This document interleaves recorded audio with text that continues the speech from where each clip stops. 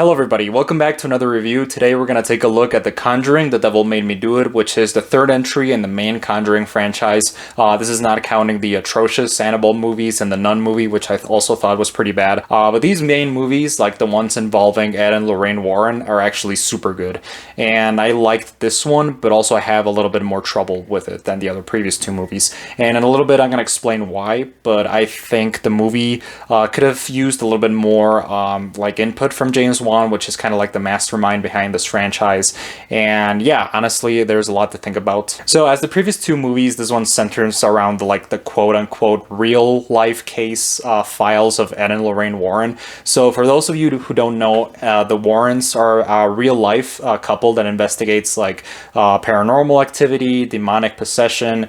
They basically built their entire life's work around these kind of things. And well, to be honest, I'm kind of a skeptical guy, so I don't really believe in demons or ghosts or anything of the sort.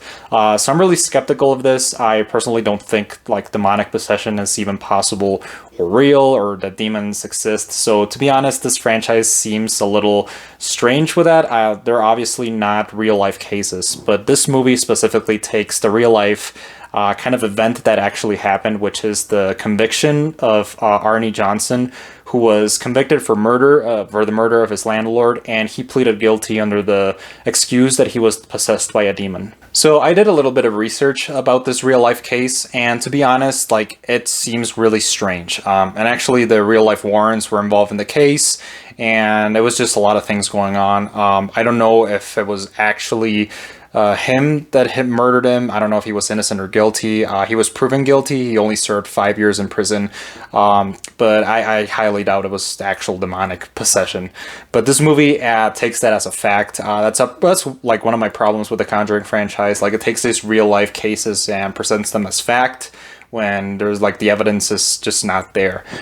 Which, it's good for entertainment, but I don't think it's really that ethical. So yeah, this is something that happened in the first two movies. It actually also presents those cases as something that really happened, these demons and monsters actually took possession of the families, and but it's just really not. It's actually just hyperbole in order to serve the entertainment purposes of the movie. And I just see these movies that basically turning the Lorraine's cases into basically movie makers, but they're still good. They're still entertaining, and that's a little bit of what I'm going to talk about right now with the plot. So yeah, the plot of the movie follows this real life case, and it basically only covers the basics of it. It doesn't really go deep into the actual trials of Arne Johnson and all that kind of stuff that happened in real life, and instead explores this really fantastical story where Ed and Lorraine Warren kind of investigate this woman who's causing all the evil around, and she's doing all these demonic rituals and summoning demons and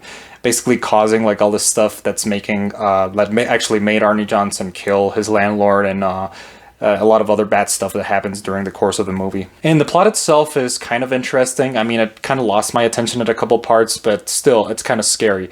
And that's one of the things that I like about these movies, is that they're scary in kind of a traditional sense. But this one is not as scary as The Conjuring 1 and 2, which were actually way more terrifying than this film. So the movie's plot has its scary moments. It has a lot of really confusing stuff going on, but I enjoyed it. I think it's good. Not as good as the previous two movies. It actually does cave into the public sphere of these themes demonic possession, satanic stuff. It has a lot of references to Satanism, which real life Satanism is nothing like that. But that's a topic I'll talk about in some other time, because it's a really extensive topic. But this movie takes upon those themes and basically creates this hyperbolic view of these kind of cultures, and basically caves into the whole satanic panic of the 80s and 90s. The Satanist's power is strongest at night, so let's hope she doesn't try anything before then. The lie is counter to everything that the Satanist stands for. His sole aim is chaos.